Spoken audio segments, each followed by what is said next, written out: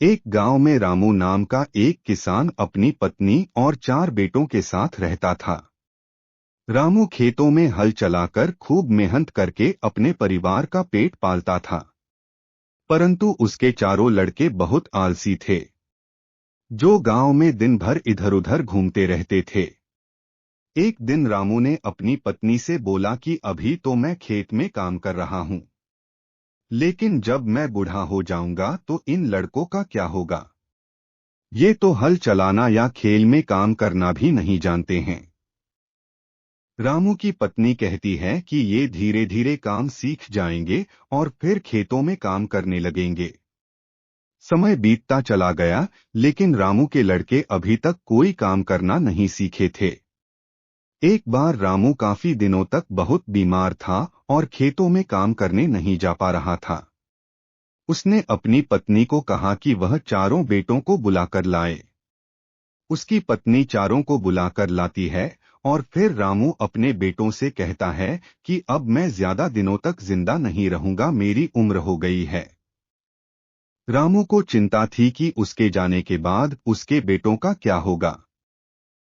इसलिए उसने अपने चारों बेटों से कहा कि मैंने अपने जीवन भर में जो कुछ भी कमाया है, वह खजाना मैंने खेतों के नीचे दबाकर रखा है। मेरे जाने के बाद तुम चारों भाई उस खजाने को निकालकर आपस में बांट लेना। यह बात सुनते ही चारों भाई बहुत खुश हो गए।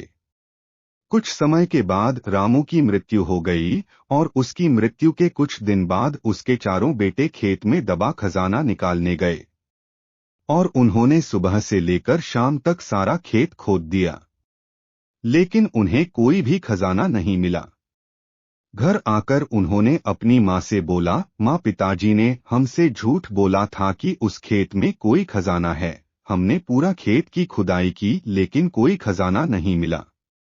उसकी माँ ने बताया कि तुम्हारे पिताजी ने अपने जीवन में यही खेत और घर कमाया है। अब तुम लोग खेत की खुदाई कर ही चुके हो तो उसमें बीज भी डाल दो। इसके बाद चारों भाइयों ने बीज बोए और माँ के कहेनुसार उसमें पानी देते गए।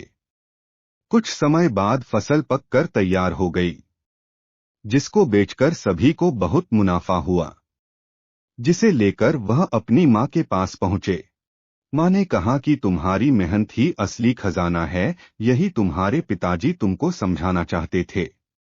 दोस्तों, कहानी पसंद आई हो तो लाइक करें। ऐसी ही मजेदार कहानी सुनने के लिए चैनल सब्सक्राइब करें। धन्यवाद।